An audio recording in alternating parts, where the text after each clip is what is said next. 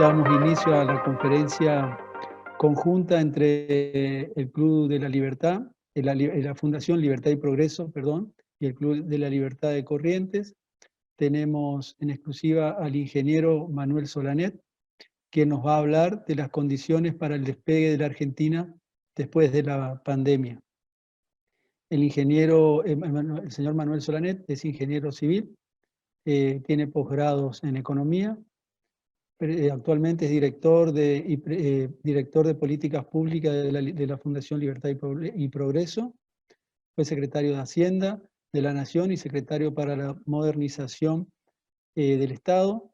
Es miembro titular de las Academias Nacionales de Ingeniería y de Ciencias Morales y Política. Actualmente es presidente y es autor de numerosos libros y publica frecuentemente en los diarios. Le damos la bienvenida al ingeniero Manuel Solanet. Les pido a todos que por favor silencien sus micrófonos y una vez que termine la exposición del ingeniero, vamos a habilitar preguntas, el que quiera hacerlo a través del chat, y si no, me levantan la mano, es una opción que tienen que permite el chat, levantan la mano y yo les habilito el micrófono para hacer preguntas concretas y breves, respetando el tiempo de todos y del ingeniero Manuel Solanet. Ingeniero Manuel Solanet, lo pongo en uso de la palabra, de ya muchas gracias. Muchas gracias, Caíto. Gracias, Alberto, y a todos los amigos del Club de la Libertad. Un gusto estar con ustedes ahora. El tema es un tema muy del momento. Nos empieza a inquietar a todos los argentinos qué va a ocurrir después que acabe la pandemia, cuando el país se ponga en marcha. Digo, se ponga en marcha porque es un país detenido, un país que está sufriendo las consecuencias de la pandemia en términos morales, médicos, físicos, espirituales, y las consecuencias de las medidas para prevenir y para neutralizar la pandemia. Estas últimas han tomado un grado importante, afectando la economía y la sociedad, indirectamente también la salud y el bienestar de los argentinos. Están creando condiciones más difíciles de las que tenía este país antes de la pandemia, y va a tener que superarlas cuando se acabe ella. Me parece interesante, para comprender mejor qué es lo que va a tener que hacer el país luego, analizar un poco lo que está sucediendo hoy y hacia dónde vamos. Las consecuencias de la pandemia han sido, como dije, muy severas. El nivel de actividad económica ha caído. Las previsiones de la disminución del producto para este año están oscilando, según quien las haya hecho, entre 6 y 7% y arriba de 10%. Cuanto más se prolongue el aislamiento social, esto tiene mayor impacto sobre la caída del producto. Hay una estimación de que una prolongación de un mes significa 3 puntos adicionales de caída. Será más o menos, pero más o menos la magnitud que estamos nosotros midiendo. Pero han aparecido otras circunstancias que imponen mayores urgencias. El Estado, el gobierno argentino entró en estos sucesos con una patarrenga. Entró con una situación de déficit fiscal acentuada, con dificultades para cumplir con la deuda, con un alto riesgo país. Se puede decir de que el Estado entró al problema del coronavirus sin resto para resolver cuestiones que en otros países están resolviendo a puro esfuerzo fiscal. El gobierno argentino no tiene acceso al crédito. El gobierno argentino no tiene otra forma de solventar el desequilibrio fiscal con emisión. Y esta es la situación que estamos viviendo hoy. El desequilibrio ha crecido porque el gobierno ha asumido responsabilidades, como ha sido el tomar a su cargo el pago de salarios de las empresas con dificultades, que son miles, establecer un bono de 3.000 pesos para pensionados, jubilados y empleados públicos, y otro de 10.000 pesos, que ha dado ya una vez y va a dar seguramente un mes más para todos los que se inscribieran, estando en condiciones de recibirlo por ser informales o por tener otras características que están establecidas para este beneficio. Han sido alrededor de 9 o 8 millones de personas que lo han recibido. Por lo pronto, no solo aumenta el gasto, sino que ha caído violentamente la recaudación. Y esto ha sucedido con el gobierno nacional, las provincias y los municipios, a todos por igual. De manera que el déficit se ha agigantado. El Banco Central ha tenido que concurrir, los límites de la Carta Orgánica están siendo superados.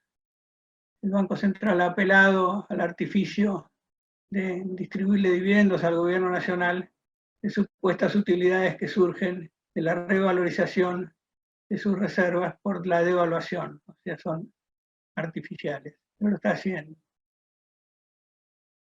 La inflación se ha mantenido acotada en valores importantes, anualizadas del orden del 50% hacia arriba, pero no ha respondido a esta emisión monetaria de la forma que podía haber sucedido en condiciones normales por varios factores. Uno de ellos es la fuerte recesión que ha impuesto una restricción del consumo y una caída de la demanda que siempre presiona hacia abajo los precios, o por lo menos impide que estos suban nominalmente.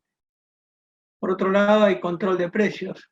Hay 3.000 productos que están sujetos a ese control que pertenecen a la canasta básica y son los que mide el INDEC. Además, se ha producido otro fenómeno. Está ocurriendo desde la implantación del cepo, ya en tiempos del gobierno de Macri, que es un aumento de la demanda de dinero o una retención del dinero por parte de los agentes económicos. Y esto se ha acentuado con el aislamiento, con la vida dentro de la casa. Nosotros medimos la velocidad de rotación del M1 en la fundación, que es un indicador palpable de la forma en que la gente se desprende más o menos rápido de los medios de pago. Bueno, esta velocidad de circulación ha disminuido en un 24% en los últimos 6 meses, contra la tendencia que venía operándose, que era aumentar, generando un peligro, por cierto. Esto ha permitido que buena parte de la emisión no haya respondido con un aumento de la inflación. Por otro lado, el Banco Central ha dispuesto medidas para absorber parte de la emisión.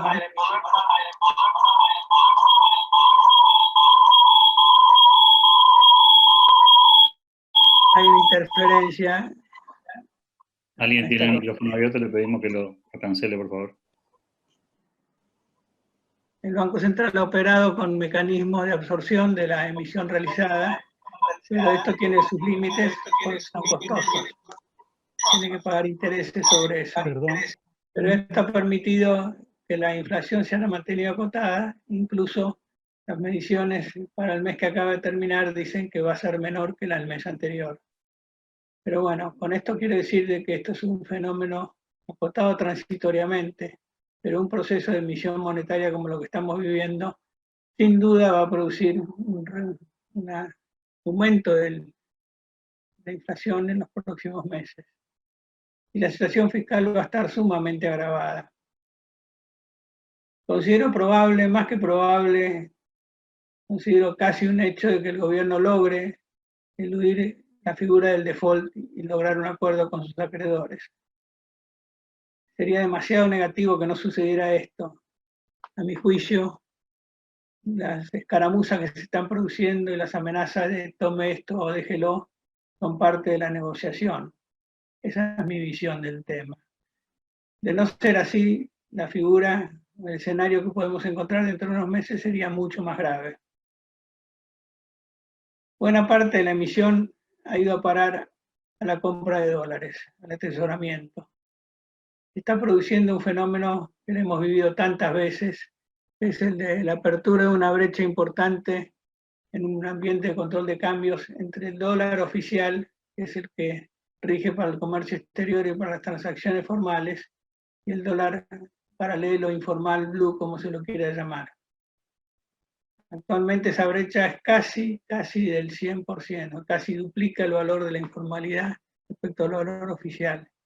Si consideramos que los exportadores de productos tradicionales tienen que pagar retenciones y los no tradicionales también, muchos de ellos, el dólar que recibe un exportador es casi un tercio de la cotización oficial, perdón, de la cotización del dólar informal.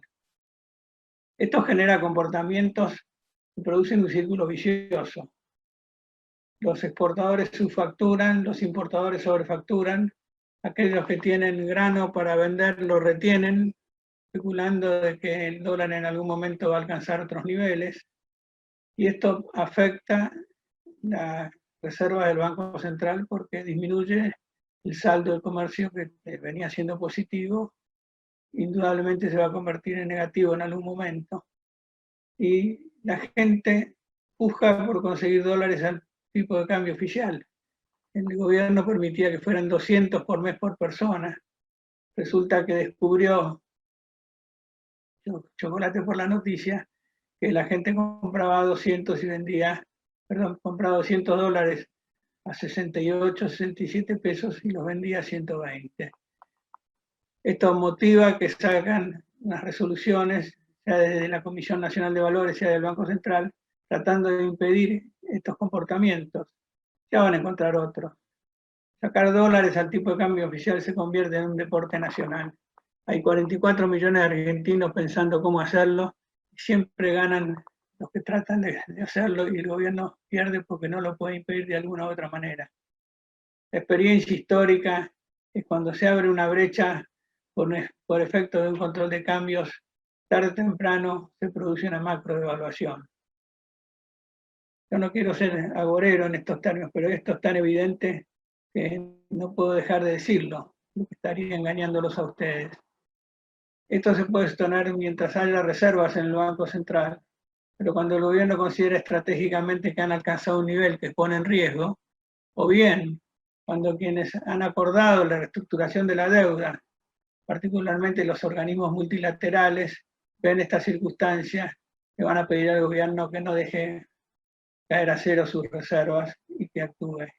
Y no tiene otra alternativa el gobierno que devaluar el dólar oficial para eliminar esta duplicidad, esta brecha tan amplia. Bueno, este es un motivo más para pensar de que vamos a tener un shock inflacionario en algún momento.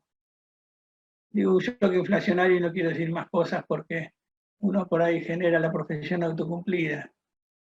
Yo creo que el gobierno tiene que pensar en ese escenario, en esa circunstancia, porque va a ser dentro de su gestión, no después. No es que acá hay tiempo para dejarle una bomba cebada al gobierno que sigue, como sucedió en el 2015. Bueno, esto que estoy diciendo vale para imaginarnos el escenario que pueden encontrar nuestros gobernantes de acá a unos meses. De acá a unos meses, cuando presumiblemente va a terminar la pandemia, o sea, el problema sanitario va a estar superado y podamos todos salir a la calle, ir a trabajar, volver a nuestras actividades. Lo que no sabemos es cuánto va a demorar esto, y sí sabemos que cuanto más demore, peor es. Como dije, cada mes cuesta 3 puntos del producto, pero hay algo más grave. Cada mes puesta en riesgo la pérdida de capacidad de producir de muchas empresas que no van a poder soportar esta situación y van a tener que quebrar, abandonar. Lo importante es que se preserven los activos y las organizaciones para que esto no suceda. Y bueno, esto implica la necesidad de actuar con inteligencia en el tema del aislamiento. No lo ha hecho el gobierno así, a mi juicio. Primó acá el interés del gobierno, y esto ha sido en general en otros países. Los políticos lo más que temen es que se configure una situación de insuficiencia de su capacidad del sistema sanitario para enfrentar una epidemia intensa, como sucedió en la Lombardía italiana o en algún otro lugar del mundo. Esa figura aterroriza. Por lo tanto, han preferido cubrirse en mayor medida y no percibieron el daño que se hacía del otro lado. Una forma más inteligente hubiera sido flexibilizar la cuarentena y permitir la actividad en territorios donde no ha sido intenso el coronavirus, segmentar por edades, y permitir mucho más actividades, así como se permitió la industria alimenticia y la industria farmacéutica, pues está relacionadas con la salud, porque no se permite la metalmecánica, la plástica y muchas otras que tienen el mismo efecto y que se ha demostrado que no han producido ningún impacto sobre la intensificación de la enfermedad. Y yo creo que de ahora en adelante tiene que actuarse por prueba y error, pero actuarse. No veo las circunstancias de que sigan prolongando nuestra estadía en las casas por más tiempo. Bueno, esto es lo que tenemos y es lo que esperamos que suceda en los próximos meses. ¿Qué es lo que tiene que hacer la Argentina para resolver esta situación? Una situación que tiene aspectos estructurales y otros aspectos coyunturales. Ambos se suman para configurar un escenario realmente difícil, riesgoso. La Fundación Libertad y Progreso elaboró un programa para los primeros 100 días de gobierno. Este programa tiene vigencia hoy y va a tener vigencia al momento de tener que salir de la pandemia y resolver el tema. Vamos a encontrar una situación más complicada que la que había a fines del año 2019, pero va a haber que enfrentarla con las mismas armas. Y las armas son las reformas estructurales. El país tiene que hacer girar el círculo no en el sentido vicioso, sino virtuoso. Por eso es que no cabe una sola medida, sino que tienen que ser varias simultáneas para que se constituya un escenario de confianza que aliente la inversión, que genere empleo privado y que permita, por esa vía, transferir empleo público excedente al sector privado. Son básicamente un conjunto de medidas que voy a enumerar y no voy a desarrollar porque no nos va a dar el tiempo para abrir después un espacio para preguntas que me parece que es más interesante. Le doy importancia capital a la llamada reforma laboral. Hay 3 o 4 factores que impiden o que desalientan la inversión en el país. Me refiero a la inversión externa y la interna también. Una de ellas es las reglas laborales. Tomar un empleado significa como adoptar un hijo.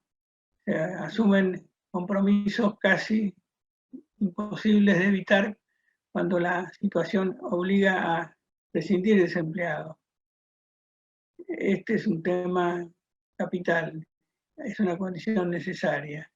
El otro tema es la inmensa, desorbitada presión impositiva.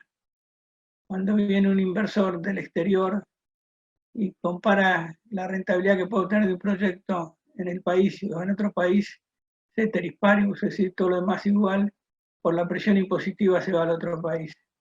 Y tenemos una elevadísima presión impositiva porque tenemos un elevadísimo gasto público. Y este es el otro factor fundamental, la reducción del gasto público. No hablo solo de la reducción del déficit fiscal, porque alguien podría decir, disminuyámoslo, disminuyendo la evasión, aumentando los impuestos. No, señor. El nivel de gasto en la Argentina, que alcanza 45 puntos del producto, sumando nación, provincias y municipios, hace imposible que la Argentina sea un país competitivo.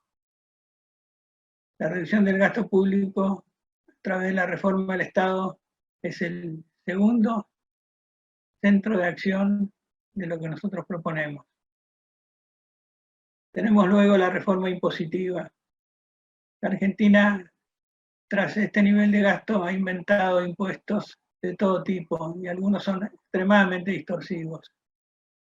No puede ser que la Argentina tenga un impuesto al cheque cuando queremos nosotros evitar la informalidad y generar más bancarización. No puede ser que la Argentina tenga un impuesto a las ganancias que está en los niveles máximos que se tienen en el mundo, pero además tengamos que pagar anticipos por lo que suponemos que vamos a ganar el ejercicio siguiente. La Argentina grava el patrimonio, además de gravar las ganancias, cuando son dos impuestos que convergen a un mismo fin. Y además está inventando un nuevo impuesto a la riqueza. La Argentina tiene un impuesto a los ingresos brutos, que es un impuesto en cascada, que cobran las provincias, que genera distorsiones en la estructura productiva, que castiga la especialización vertical y además es muy oneroso. Y no quiero seguir enumerando impuestos, porque podría hablar de las retenciones a las exportaciones, un gravamen al valor directo de una exportación en porcentajes que llegan arriba del 30 al 35%, por mencionar los últimos que han estado vigentes, hemos llegado al 45%, eso no lo tiene ningún país del mundo. Bueno, tenemos la necesidad de reestructurarla, de hacer una reforma impositiva que la simplifique, que acompañe una reducción del gasto público y que sea racional y que genere eficiencias y no ineficiencias. Este es un tercer frente de ataque. Otra cuestión es la distorsión que produce nuestro esquema de coparticipación federal de impuestos. Desde el año 1934 este sistema se creó y empezó a crecer y es determinante de un comportamiento, unos incentivos opuestos al interés general por parte del gasto público en las provincias. 2/3 de las provincias tienen recursos del origen nacional que superan sus propios y esto significa que gastan con billetera ajena. Tienen el beneficio de gastar, pero no el perjuicio de cobrar más impuestos a sus coprovincianos. La correspondencia fiscal es una necesidad. Nosotros estamos proponiendo una modificación de este régimen, devolviendo potestades tributarias a las provincias, generando un mecanismo horizontal de transferencias automáticas entre las provincias para poder empalmar el régimen actual que es redistributivo con el futuro. Ese es un frente de acción al cual le damos mucha importancia, mucha importancia. Tenemos luego la eliminación de lo que se llaman los subsidios sociales o los planes sociales. Los planes sociales han ido creciendo en magnitud, se han convertido en un mecanismo de captación política más allá del beneficio que otorgan a zonas y a gentes carenciadas. En el año 2002 había 1 millón de beneficiarios de planes sociales. En el año 2015 se habían alcanzado los 8 millones y no han disminuido. Esto significa que hay un conjunto grande de la población que vive de los recursos que le aporta el resto de la población que paga impuestos. Ha generado una cultura adversa al trabajo, distorsiones, clientelismo. Hay una proporción importante de este sistema de planes sociales que puede ser reducido o eliminado sin que esto signifique un impacto social para quienes verdaderamente lo necesitan. Para que nos demos una idea, en el aumento del gasto público, que fue alrededor de 16 puntos entre 2012 y 2015, los planes sociales contribuyeron con un aumento de 4 puntos del producto. El aumento de la burocracia estatal, o sea, el número de empleados públicos y el gasto público burocrático, contribuyó con otros 4 puntos.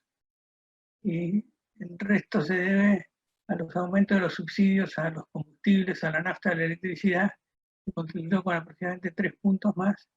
Y el sistema de jubilaciones, que permitió que se acogieran a los beneficios del retiro y la jubilación a alrededor de 3,5 millones de personas que no habían hecho aportes. Eso contribuyó con otros 4 puntos. Ahí tenemos la clave de dónde hay que atacar el problema. De estos 4 componentes de aumento, obviamente el que menos posibilidades tiene de ser reducido es el de las jubilaciones, es un derecho adquirido. Lo que hay que hacer con el sistema de previsional, que es otro frente de actuación, es por de pronto aumentar la edad jubilatoria y adecuarla a los fenómenos demográficos, el crecimiento de la expectativa de vida y uniformar la edad jubilatoria de la mujer con la del hombre. Esto es considerado una conquista, está en contra del principio de la igualdad de sexos, de la igualdad de géneros, como se dice ahora. Este es un fenómeno que tiene que resolverse, que no aporta una reducción inmediata del gasto público, pero sí a futuro. Con esto tenemos los frentes de acción necesarios para generar un retorno a un sistema atractivo para la inversión que genere confianza suficiente. Si esto es suficiente para resolver el tema del equilibrio fiscal, se necesitará tiempo, pero si no nos ponemos en camino va a ser imposible lograrlo. Y acá aparece otra cuestión relevante que está siempre discutida. Argentina perdió la capacidad de tener una moneda propia. Es decir, el peso es moneda. El peso sería moneda si cumpliera con todos los requisitos que califican una moneda. El peso no es reserva de valor.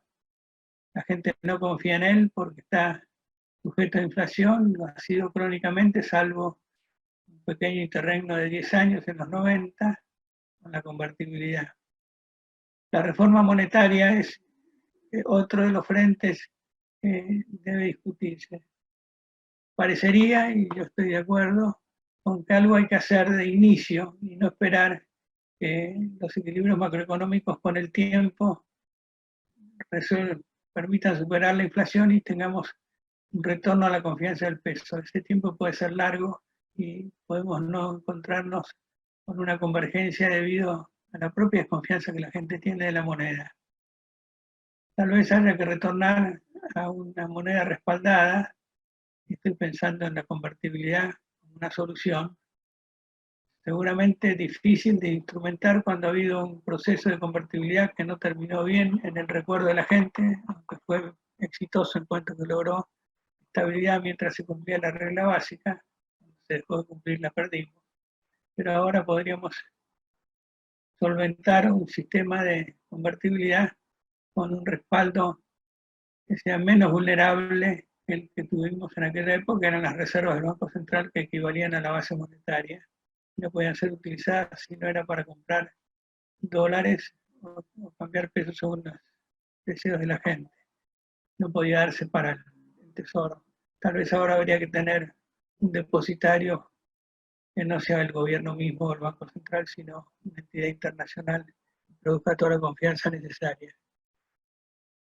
Volvamos un poco a algunas de estas medidas y el tiempo me da para detenerme en las más importantes.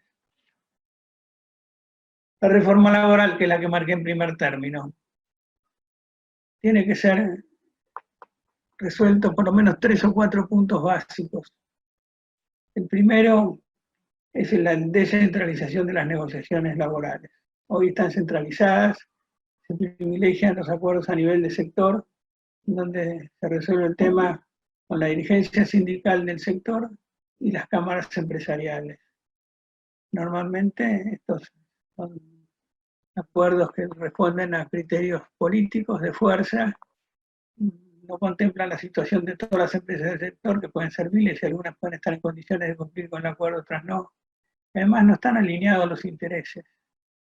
Si el privilegio se le da a los acuerdos a nivel de empresa, no es más que cambiar un par de artículos de la ley de convenciones colectivas. Entonces, convergen los intereses de empleados y empleadores. Cada uno sabe hasta dónde puede llegar. Cada uno conoce la posibilidad de la empresa de dar un aumento, no dar un aumento, de modificar las condiciones de trabajo. Y todos reman para el mismo lado. Y esto funciona. Disminuye notablemente la conflictividad laboral, no genera una cifra uniforme de aumento salarial que después tiene impacto inflacionario por el solo hecho de estar anunciada, y es muy probable que de esta forma se logren aumentos de competitividad y productividad que son necesarios. Este es uno de los puntos de la reforma laboral. El otro punto es la flexibilización del despido. En el esquema que nosotros proponemos en Libertad y Progreso, proponemos como primera alternativa el sistema americano. Un seguro de desempleo importante, pero un costo de despido nulo para quien despide. De manera que el despedido tiene la posibilidad de continuar viviendo y encontrar otro trabajo. Por supuesto que esto es necesario, que haya un clima de inversión que se lo dé al otro trabajo. Pero Estados Unidos ha tenido la menor tasa de desempleo históricamente, y el desempleo allí no es un problema, salvo ahora la pandemia ha obligado a las cuarentenas y se ha producido una tasa de desempleo muy alta como en todos los países, pero no es lo habitual. Bueno, este es otro punto importante de la reforma laboral. Y la otra es la eliminación de regulaciones y condicionamientos que impiden aumento de productividad.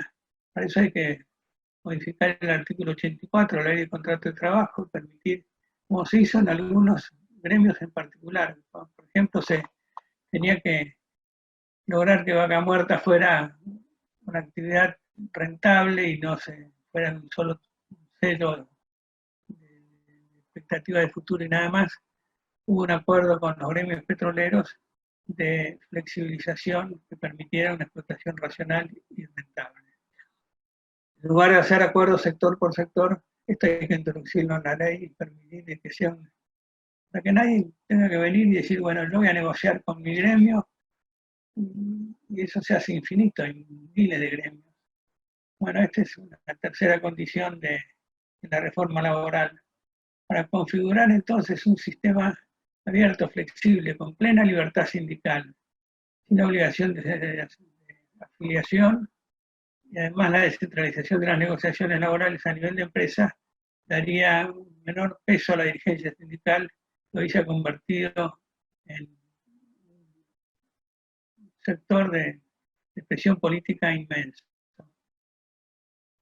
Esa es la reforma laboral. La reducción del aparato estatal es posible, como dije al principio, siempre que haya creación de empleo privado. O sea, tiene que haber un combo suficientemente comprensivo para que se invierta el círculo vicioso y empiece a funcionar la máquina en otro sentido. Pero esto contribuye a que funcione en otro sentido, porque si la presión tributaria, la presión impositiva es un factor de desaliento a la inversión y esta depende del gasto público y se toman medidas estructurales para reducir el gasto público y ir al equilibrio fiscal genuino, esto va a generar mucho más confianza que si el equilibrio fiscal se obtiene coyunturalmente, como lo obtuvo el gobierno de Kirchner, a través de una macrodevaluación y de una postergación de los aumentos de salarios públicos y jubilaciones. Esa no es la forma genuina. La forma genuina es reducir el número de empleos públicos. Para que nos demos una idea, hasta los años 40 el Estado reclamaba menos del 10% del Producto Bruto Interno como gasto total a nivel agregado en el país. Se fue de 10 a 45, cuando los métodos de administración se han hecho más eficientes, aparece la computación, aparecen los mecanismos que estamos usando en esta conferencia, etc. Eso nadie lo puede imaginar ni creer, y bueno, es por resultado del populismo, la demagogia, la superposición de funciones, todo lo que hemos vivido. No pretendo que se vuelva a 8 puntos el producto. Nosotros hemos hecho un programa para reducir en 6 puntos el producto, lo cual antes de la pandemia era suficiente para lograr el objetivo de eliminar el déficit fiscal y generar el superávit primario necesario para pagar los intereses y un poco más. Ahora hay que aspirar a algo más. No entra en los detalles, pero sí les digo que hay una legislación apta ya para trabajar en la reducción del aparato burocrático, que es la Ley de Empleo Nacional, que tiene 2 artículos que admiten la supresión del empleo y la eliminación de la gente en términos de ocupación cuando se suprime el cargo. El eje de la reforma es rediseñar completamente la administración, suprimir el 100% de los cargos y crear nuevos cargos de una organización eficiente, mucho más reducida y mucho más ágil. Porque el tamaño del Estado no significa que el Estado haga más, sino que normalmente significa que el Estado hace menos. Se piden informes, se molestan, se superponen funciones, se neutralizan las iniciativas. Bueno, esto es posible. Tuve la oportunidad de, junto con Ricardo López Murphy, en su breve llegada al Ministerio de Economía en el año 2001, la oportunidad de llegar como secretario para la modernización del Estado con un libro bajo el brazo, con este plan que lo venimos desarrollando desde FIEL, antes de la Fundación Libertad y Progreso, desde los años 90. No hubo oportunidad de hacerlo, pero siempre conservo la esperanza de poder hacerlo en algún momento, no yo, pero alguien. El tema de la coparticipación federal. Este es un tema, me parece muy importante. Tienen que entenderlo las provincias, no en beneficio de ellas, no en beneficio del país. Es la evolución de potestades tributarias de los gobiernos provinciales, reteniendo al gobierno nacional impuestos que son los estrictamente necesarios para cubrir su gasto. El impuesto a las ganancias de personas físicas va a las provincias, el de personas jurídicas va a la nación, el IVA queda en la nación, el impuesto a los combustibles va a las provincias, el impuesto a los bienes personales va a las provincias, y así hay una distribución de tributos entre nación y provincias. El ingreso bruto se sustituye por un impuesto a las ventas finales, provincial, todo lo que son impuestos inmobiliarios y tasas que actualmente son provinciales o municipales quedan en su jurisdicción. Y se hace una dimensión del IVA versus el impuesto a las ventas finales para que no se altere la proporción actual. Digo esto no porque sea la proporción que corresponde, sino porque es la única forma de hacer viable políticamente una modificación, una reforma de este tipo. Ninguna provincia va a aceptar perder participación en el conjunto de provincias y perder ingresos respecto a los que tendría con el actual régimen. Bueno, aceptando esto, lo que hay que hacer es dimensionar el IVA versus el impuesto a las ventas finales para que así ocurra. Y para que las distribuciones secundarias entre provincias no se alteren en términos porcentuales, generar un fondo de redistribución horizontal alimentado con el impuesto a los combustibles o la transferencia de combustibles y distribuirlo de manera de equiparar la situación actual, pero mantener los porcentajes de distribución fijos luego para que los gobernadores que quieran aumentar su gasto necesariamente tengan que aumentar impuestos propios de la provincia. Entonces van a estar mucho más vigilados de cerca para no gastar más. Al no poder gastar más van a gastar seguramente mejor. Esto me parece que es clave. No hay más que mirar cómo funciona en otros países la correspondencia fiscal y darse cuenta de que gasta con billetera ajena gasta mucho y mal. Y esto hay que corregirlo necesariamente. El tema de los planes sociales es un tema muy delicado. Cuando uno habla de eliminar planes sociales, puede caer en la categoría de lo más antipática del antisocial. No es así. No hay más que ver cómo se han distribuido estos planes, cómo se pierden en el camino sumas inmensas de dinero tratando de sostener punteros políticos y cómo son usados a veces por gente que no los necesita. Bueno, lo que nosotros proponemos es una auditoría externa del sistema. Nosotros hemos hecho una medición y una cuantificación y nos hemos dado cuenta de esto que estoy diciendo, que es verdad. Pero hay que proponer una auditoría externa que analice la viabilidad social y el uso de estos planes sociales.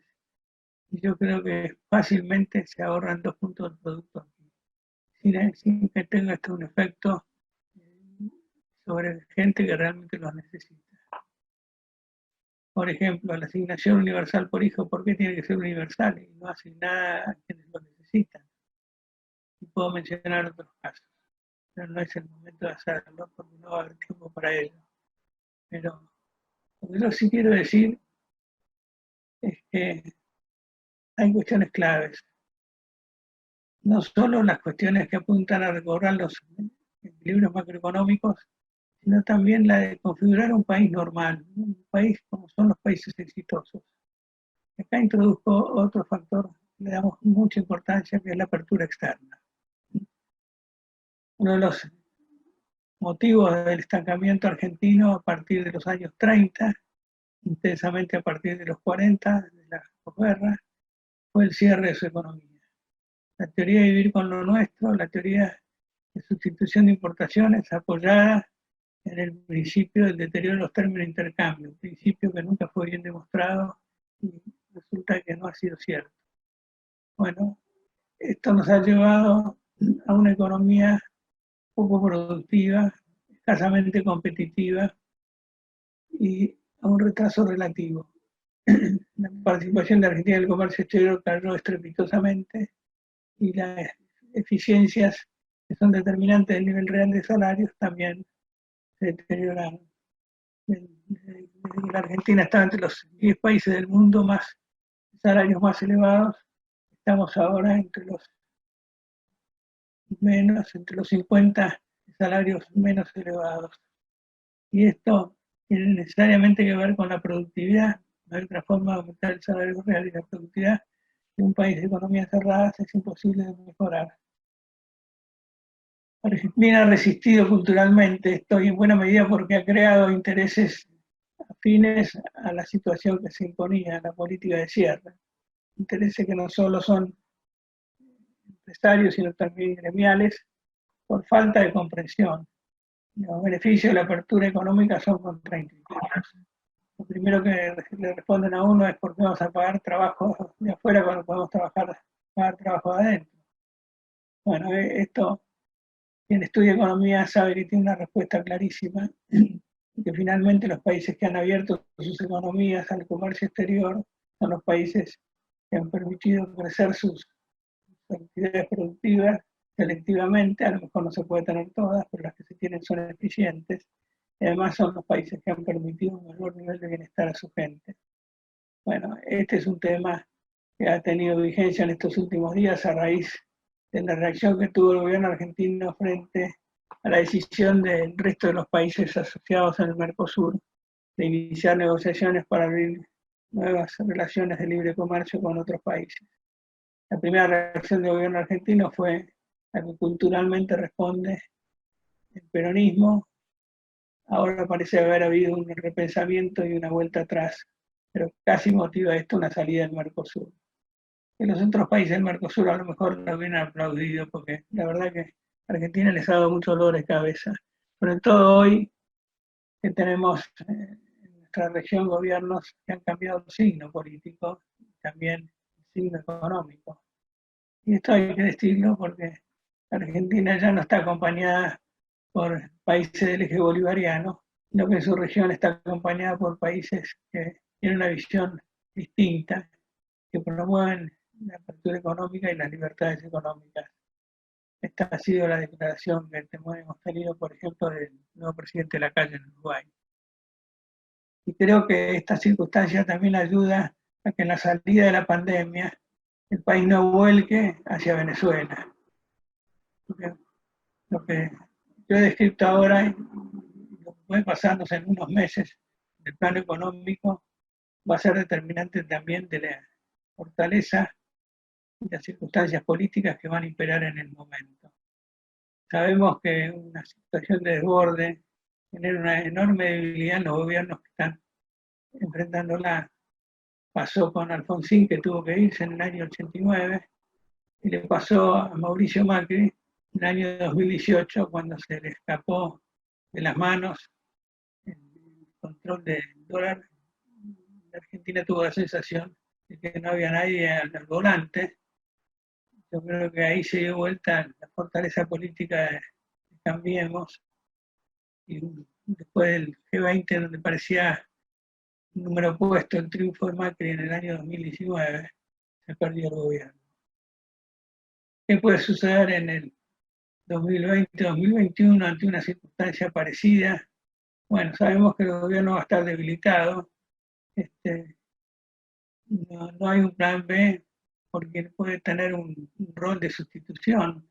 La vicepresidencia de este gobierno es justamente el foco de todas las malas ideas y malos comportamientos, de manera que va a tener que resolver el partido gobernante, el totum, cómo encarar esta solución.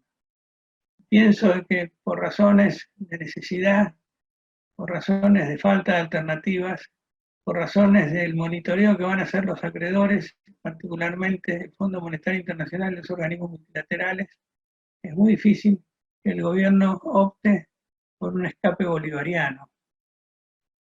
Ayer mismo estábamos viendo que el presidente Fernández ha constituido un grupo de asesoramiento para el largo plazo, que le proponga soluciones para cuando se termine esta pandemia. Ahora, lo que hemos advertido es que dentro de este grupo hay pensadores de carta abierta como Foster y Horacio González, que están proponiendo una salida con un Estado más fuerte, el camino bolivariano en definitiva. Bueno, de esto va a tener que desprenderse el gobierno y entrar en la racionalidad. De lo contrario, vamos a tener un gran disgusto en el futuro y no lo queremos tener ninguno de los argentinos. Bueno, yo he usado ya el tiempo que tenía. He pedido que deje abierta preguntas, nos quedan unos minutos. Así que, Caíto, tengo en tus manos la conducción de esto para Bueno, la pregunta. bueno, muchísimas gracias, ingeniero. La verdad, impecable, clarísimo. Sabemos lo que usted nos dice, sabemos que es la solución para la Argentina. Pero bueno, acá les pido a los que puedan ir haciendo las preguntas a través del chat, y el que no puede manejar el chat me levanta la mano y yo le habilito unos segundos la palabra. Pero, ingeniero, la primera pregunta que está acá es que está de acuerdo con todo lo que usted dice, pero ¿de qué manera se puede concretar esto en la Argentina, dada la situación política? Y yo le agrego, porque lo que dice acá es, cuando usted pudo irse con el libro bajo el brazo para implementar estas políticas, a los 14 o 15 días eso se había terminado. Y entonces yo le pregunto, ¿la pandemia es una alternativa, es una oportunidad para la Argentina para luego de ella poder implementar estas políticas como única alternativa? La pandemia ha acelerado las dificultades y las ha potenciado y va a colocarnos en un escenario bastante más grave del que hubiéramos tenido sin pandemia, que a lo mejor permitía convivir durante un periodo completo presidencial. Yo lo que he dicho acá es que la pandemia nos va a poner dentro de unos meses ante una circunstancia difícil que va a exigir soluciones. Hice una comparación con el año 89, cuando fue elegido Carlos Menem, había propuesto un programa populista donde hablaba del salariazo. Nadie se le ocurría en ese momento que pudiera privatizarse ninguna empresa estatal y de regularse la economía. Sin embargo, las dificultades del momento, la situación tan grave que se vivió, generó un cambio en el espacio que debían tener las ideas que había que aplicar en ese momento para resolver el problema. Bueno, este es un ejemplo de lo que puede ser. Cuando nosotros fuimos con Ricardo López Murphy en el año marzo del 2001 al Ministerio de Economía, la situación no era ni por asomo tan grave. Había nubarrones en el horizonte, pero no, todavía estaba vigente la convertibilidad.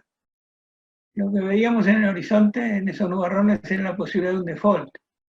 Y lo que quisimos nosotros hacer es evitarlo, con medidas coyunturales para poner el gasto en hoja, medidas estructurales. Bueno, no fueron digeridas por quienes gobernaban en ese momento, porque no veían el riesgo como lo veíamos nosotros. Pero después la cosa vino y fue muy dura la crisis del 2001-2002 fue. Y eso también los argentinos lo aprendieron, y por eso es que ahora la gente ya no clama por el default. No vemos ninguna posibilidad de una declaración de default frente a la audiencia, frente a la legislatura, aplaudida por todos. O sea, yo creo que me inclino a pensar de que va a haber un espacio político importante, y va a tener que ser el propio peronismo el que lo haga, pero un peronismo que excluya de su seno a quienes ven a Cuba o a Venezuela como el destino de nuestro país. Eso espero que no van a poder estar nunca, y si están o se transforman, o vamos a tener que lamentarnos todos los argentinos. Perfecto. Acá tengo otra pregunta. Dice, cuando se habla de achicamiento del Estado, siempre se habla de las personas. ¿Cómo se puede llevar adelante esta disminución o estos subsidios con el menor impacto posible? Pensando en las personas, es lo que interpreto acá. Sí. Si nosotros pensamos, la ley actualmente habla de un año o menos según la antigüedad del empleado, manteniendo salario completo y una indemnización de tantos meses como años de antigüedad. Nosotros proponemos que sean 2 años de mantenimiento del salario, la misma indemnización, incentivos a las empresas privadas para captar ex empleados públicos, incentivos que son exención de pago de los aportes patronales durante un periodo de tiempo, y subsidio del Estado para la recalificación del empleado en el nuevo trabajo. Por supuesto que esto además requiere un clima de crecimiento. Nosotros decimos, por eso que tiene que haber un combo. La Argentina tiene que crecer a tasas no menores del 5 o 6% durante un periodo de 5 o 6 años.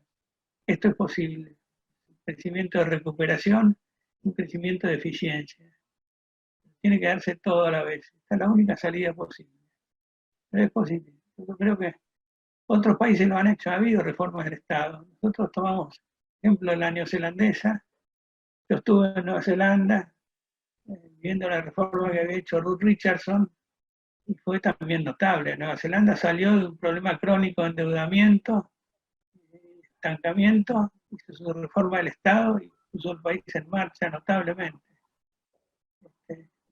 Cuando yo llegué a Nueva Zelanda y lo primero que pedí, bueno, denme las cuentas públicas, me sacaron de un estante una memoria y balance firmada por Pricewaterhouse. Estas son, me dicen.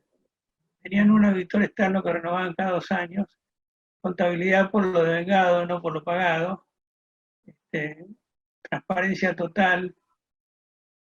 Y bueno, la reforma no la voy a relatar porque es extensa también, pero eso me convenció de que se podía, porque había un gobierno laborista y lo hicieron igual. Perfecto. Otra pregunta que me llega acá. Vivimos en un sistema pseudo federal que permite que cada jurisdicción imponga los tributos que quiere. Así llegamos a que municipalidades por un lado y provincias por otro crean y aumentan tributos. ¿Cómo pueden llegarse a un acuerdo de proyección del gasto, dice? ¿Y en qué contexto se puede frenar esta anarquía fiscal? Esa es la pregunta concreta. Bueno, uno de los caminos es generar competencia entre las jurisdicciones. Nosotros proponemos justamente correspondencia fiscal. Después, si alguien quiere aumentar los impuestos para aumentar su gasto, que lo haga. Lo que va a lograr es que la gente se vaya a vivir a otro lado, las empresas se radiquen en otro lado y, como sucede en los países donde hay correspondencia fiscal, pierda terreno y al final pierde recaudación. Estados Unidos no hay un límite para las imposiciones estaduales, tiene un sistema de correspondencia fiscal muy acentuado y funciona bien. Es la única forma, generar competencia.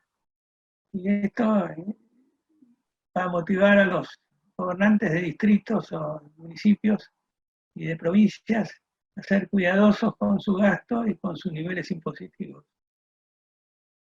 Perfecto. ¿Es posible una salida no traumática del cepo, como sucedió en el año 2015? En el año 2015 hubo un cambio institucional fenomenal. Si lo hubiera, y si se recuperara la confianza, el dólar no vale 120 pesos, buscando la paridad histórica. Quiere decir que es un valor de desconfianza. Si se lograran reformas estructurales y la gente las creyera y dijera, bueno, Argentina salió, estoy seguro que se sale el cepo no traumáticamente, se libera el mercado, se elimina el control de cambios, el dólar va a buscar un equilibrio, que no va a ser 120 pesos, sino estoy refiriendo a pesos de hoy. Además, creo que hay que vencer el tema de la desconfianza en la moneda, que como dije no va a ser rápido, sino lento, tal vez con una reforma monetaria. Eso se logró en el año 91, salimos de una hiper, se probó de distintas formas. Carlos Menem llegó la emergencia económica, la ley de reforma del Estado, empezó con privatizaciones importantes, pero no lograba. Tuvo que tener la ayuda de una dolarización. La convertibilidad fue una dolarización de hecho. El peso era un papel que decía, con esto usted cambia por un dólar, el dólar está ahí, lo está esperando, el Banco Central no lo puede gastar si no es para transformar su peso en un dólar. La gente lo creyó y se logró la estabilidad en 2 o 3 meses. Y eso fue muy útil porque se recupera el crédito interno rápidamente, la racionalidad en los negocios se mejora de inmediato. Así que yo soy de la idea de que las reformas son absolutamente necesarias. Pueden haber una reforma monetaria y al final se va a lograr estabilidad. Perú lo logró. Perú no prescindió del sol. Chile pasó por una hiperinflación, el gobierno de Salvador Allende, y no prescindió del peso chileno. Puede ser que la Argentina lo logre si hace un giro copernicano, instrumenta todas estas medidas estructurales. Pero si no, tal vez sea una ayuda, una convertibilidad de la cual se puede salir por el lado virtuoso. No lo logró Cavallo. no lo logró Cavallo porque no se cumplió la regla de que la emisión era solo para convertir dólares en pesos o pesos en dólares, sino que hubo déficit fiscal sostenido. Yo que había logrado equilibrio fiscal en el año 94, pero no. Tenía un déficit de 2 puntos y medio que fue acumulando la deuda pública. Cuando esta superó el 50%, el resto del mundo dijo, hasta que llegaron, chicos. Ahí se acabó la historia. Bueno, acá voy a tratar de ir unificando algunas preguntas. Supongamos que no hacen nada y siguen igual. ¿Qué podría pasar concretamente? No quiero ni pensarlo. Bueno, ya nos dijo todo. ¿Ve alguna posibilidad de recuperar el nivel de actividad económica que Argentina tenía en octubre del 2019 en un plazo menor a 2 años? Yo creo que cuando termine la cuarentena va a haber una recuperación del nivel de actividad económica, pero es difícil recuperar el nivel de actividad económica en un riesgo país del nivel que tenemos, sin condiciones que aseguren de que no vamos a tener una recaída. En otras palabras, si el tumor fiscal no se resuelve, toda recuperación de actividad económica va a ser precaria. No vamos a estar en el nivel de actividad económica de hoy, donde hay sectores que han caído del 60-70% de caída, pero tampoco vamos a estar en un nivel de actividad económica que nos permita salir para adelante y resolver los problemas de siempre. Por eso que creo que si no hay medidas estructurales, Argentina va a seguir a los tumbos. Es el país que más ha defolteado y ahora ya el mundo nos ve con un defolteador serial. Cada tantos años tenemos que defoltear. Inadmisibles. No hay inversiones. Yo he tenido una firma dedicada a inversiones, fusiones y adquisiciones. Entonces conozco bien este terreno y sé por qué no hay inversiones, y es por lo que yo he dicho en esta exposición. Hay 3 o 4 factores que son claves. Si no se resuelven, no vamos a tener un crecimiento genuino. Podemos tener una recuperación del nivel de actividad con lo que tenemos, pero no vamos a pasar de ahí. Al iniciar la charla, usted dijo que iba a haber acuerdo con los acreedores, y acá dicen que 3 acreedores más importantes de la Argentina ya adelantaron que no negocian en estos términos. ¿Qué consecuencias, eso plantea un default, y qué consecuencias tendría para el corto plazo para la Argentina? Faltan 20 días para que la Argentina formalmente sea declarada en default, porque el retraso de 30 días del último pago de intereses que no lo hizo. En estos 20 días tiene que lograrse una convergencia y un acuerdo. Es natural que a la primera oferta los del otro lado digan no la vamos a aceptar de ninguna manera. Está bien. En el ranking mundial de manejo del COVID, Argentina está bien ubicada. Dicen, ¿cuánto tiempo más puede aguantar el Estado con el país en cuarentena, sin recaudación, sin préstamos, etcétera? No, yo dije que había que salir inteligentemente de la cuarentena. Si nos mantenemos en una cuarentena absoluta, probablemente no tengamos más contagios, pero estaremos generando una situación hasta socialmente y desde el punto de vista de la salud también muy comprometida, cuando podemos resolver el tema en un punto intermedio, como todo, no hay extremos. Yo no sé, hay muchas versiones sobre el efecto de la cuarentena, están de los que dicen que es un gran disparate, a los que dicen que es absolutamente necesario. Yo no soy sanitarista, no soy médico.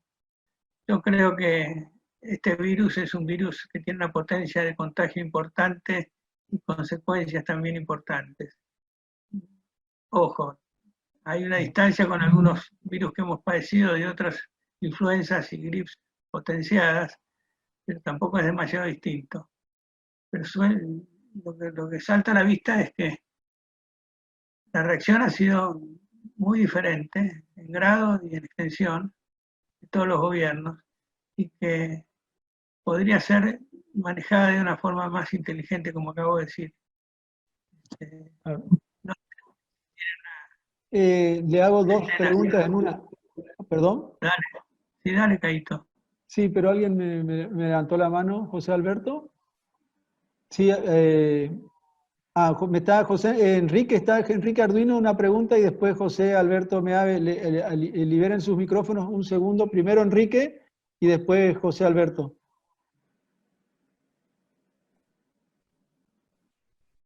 Te escuchamos, Enrique. Enrique, yo te liberé. José Alberto. Ahí liberé. ¿Me Sí. escuchan? ¿Me escuchan Sí, bien? sí, te escuchamos.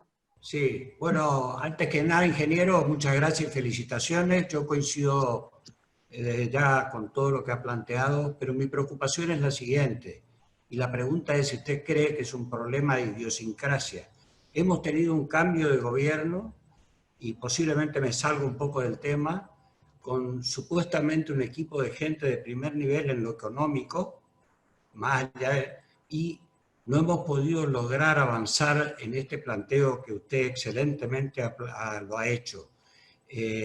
Depende de, no sé si se pelearon internamente o qué problema, pero ¿cree usted que es un problema de idiosincrasia que no podamos lograr un consenso para esto? Sobre todo le pregunto porque en un momento dado, que yo también coincido, usted dice, de esto se puede salir con solamente el peronismo, por supuesto con un esquema diferente al actual, ¿no? No sé si me interpretó la pregunta, por ahí no la hice muy bien, pero... No, interpreto que cuando nos referimos a ese cambio de gobierno es el anterior, es el gobierno de Macri. Sí, estoy hablando del gobierno de Macri, sí, perdón, quizás no fui tan claro. Sí, no. Bueno, yo creo que se dieron factores que impidieron que tuviera la audacia y el poder para hacer las reformas que seguramente conocía, pues las hicimos conocer también en su momento.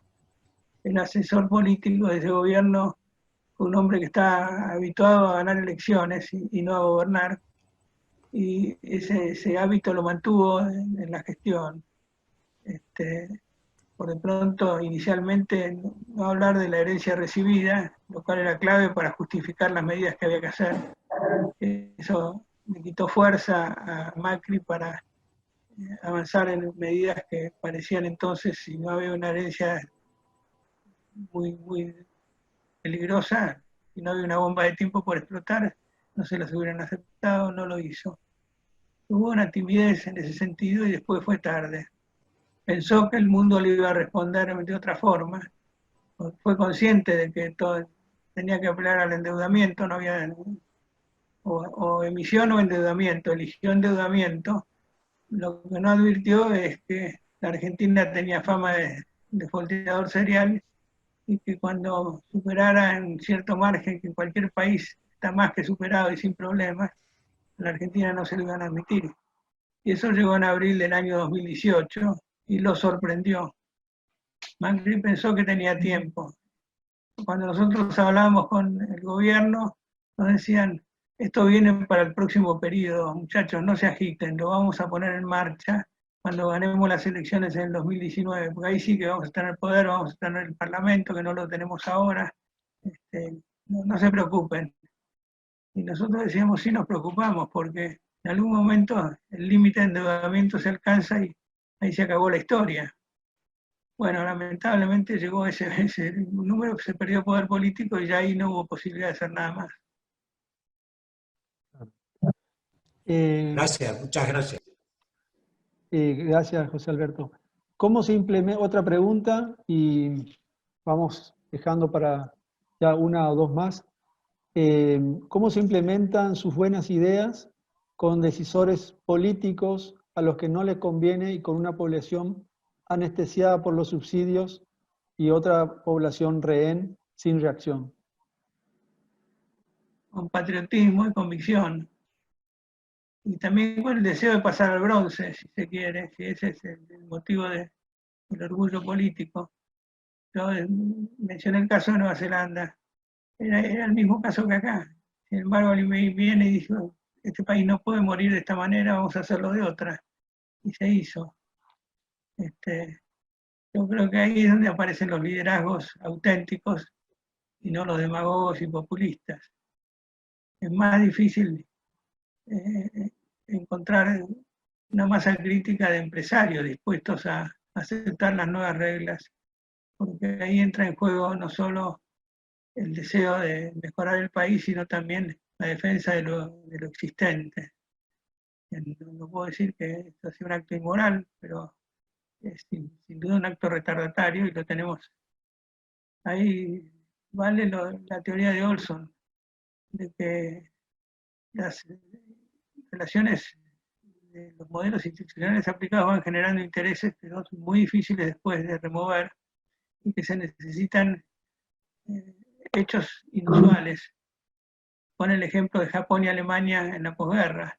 No lo hubieran logrado antes, pero los países devastados por la guerra pudieron hacer esas reformas tan profundas, o Italia. La Argentina necesita un sacudón. Un ensayo fue el 89-90.